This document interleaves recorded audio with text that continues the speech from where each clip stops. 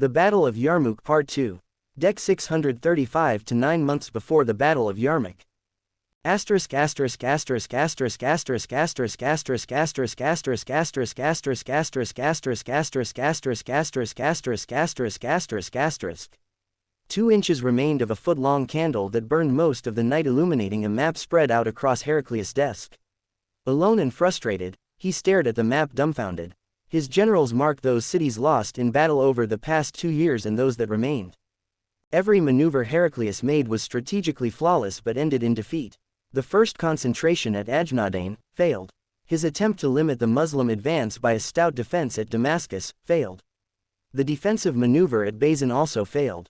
After the fall of Damascus, the Muslim army split into 4 divisions and spread out like birds migrating across the land. The flag of Islam spread quickly as city after city fell in quick succession to the onslaught. In Syria, Emesa, Kenasarin, Hama, Shazer, Asamiya and Ma'ara were conquered by Khalid Ra and Abu Ubaidah Ra. In Palestine, Nablus, Amawaz, Gaza, and Yubna fell to Amr al-Az. In Jordan, Shurabil subdued Tabaria. Along the Mediterranean coast, Acre, Tyre, Sidon, Arka, Jabail and Beirut were crushed. Heraclius could not stop the destruction of his armies. The Muslims went from victory to victory, and by the summer of 636, they had conquered the frontier provinces of Palestine, Jordan and the southern part of Syria.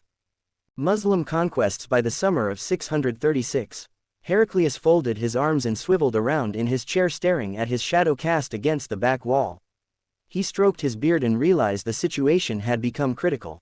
He had to move decisively and with overwhelming force if he had any chance of victory. When Khalid Ra broke into the southern part of Syria, the Muslims threatened the economic well-being of the empire. The cities in Syria were the key to power. Damascus, Homs, Hama, Aleppo, they were sophisticated trading centers, outposts that received caravans from the east. Losing Syria meant losing a pillar of the empire's economic base.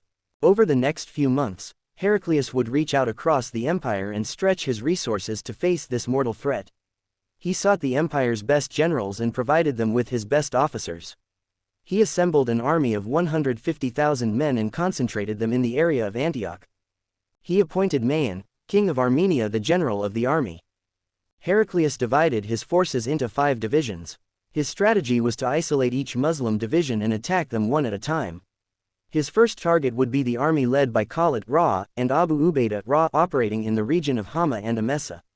He would attack from the front, the 2 wings, and cut off their retreat to Damascus. Even Khalid Ra would not be able to fend off an army 10 times his size. Once Khalid Ra was disposed of, he would move on to Beirut to confront Shurabil and Amr al-Az in Palestine. He would continue until his dominion was purified of this foreign threat. It was Heraclius' last chance and he knew it.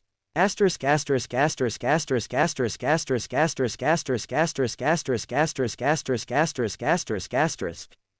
July 636 to 5 weeks before the Battle of Yarmuk. Asterisk asterisk asterisk asterisk asterisk asterisk asterisk asterisk asterisk asterisk asterisk asterisk asterisk asterisk asterisk. Umar Ra called the Majlis al-Shura to gather at the Prophet's mosque after Fajr Salat. They had been discussing, arguing and debating for the better part of the morning without reaching a conclusion. Umar Ra was silent for most of the deliberation. He was lost in thought with the situation the Muslims found themselves in. The wars in Syria and Iraq were going well, but both had reached a boiling point. It was obvious to Umar Ra that a decisive battle was coming in both arenas. He had an army encamped at Qadisiyah in Iraq waiting for Rustam and the Persians to arrive, but it was the situation in Syria that disturbed him on this day. The Muslims' conquests in Syria over the past 2 years were remarkable, but the intelligence reports he received from northern Syria was staggering. 120,000 to 150,000 soldiers amassing in the area surrounding Antioch. Even after such a bruising war, the Romans were still capable of fielding such a large force. Umar's keen strategic eye immediately understood Roman intentions and realized how vulnerable the Muslims were. The Muslim divisions were scattered across the land and could be picked off one at a time. Abu Ubaidah's and Khalid's division, which were furthest north, hung like an overripe fruit ready to be plucked. The sun was reaching its zenith and Umar had other business to attend to.